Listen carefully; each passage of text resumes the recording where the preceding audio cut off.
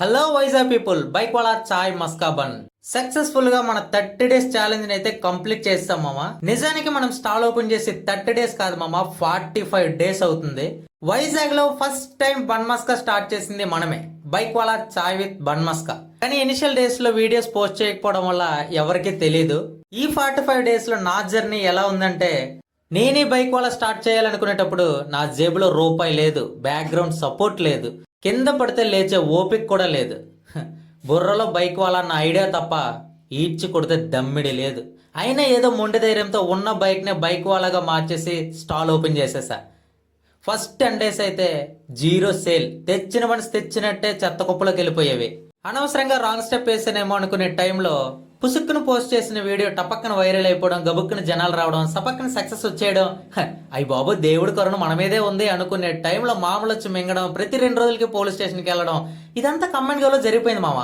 Stall ఇంక పెట్టాలా ఉంచాలా మానాలా అనుకునే టైంలో ఇన్స్టాలో పరిచయమైన ఒక అన్న, ముక్కు మొహం తెలియకపోయినా నా కోసం చాలా హెల్ప్ చేశారు, శివన్న.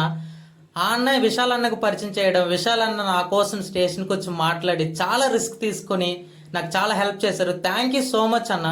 ఫైనల్ గా పర్మిషన్ వచ్చింది స్టాల్ పెట్టుకోవాలనుకునే టైంలో సంక్రాంతి హాలిడేస్ వచ్చాయి. సంక్రాంతికి స్టాల్ క్లోజ్.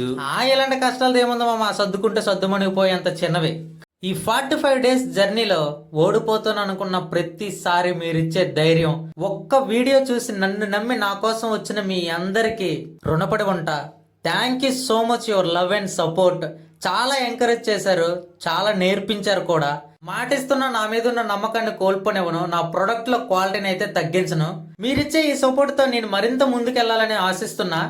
అయినా సరే ఎక్కడో చోట మనకంటూ ఒక దరిద్రం ఉంటది కదా, ఆ దరిద్రం పోవాలంటే దేవుడిని దర్శించుకోవడం తప్ప మార్గం లేదని చెప్పి టక్కన్ టికెట్ బుక్ చేసి పక్కనున్న రైలు ఎక్కేసి వచ్చేసామా తిరుపతి.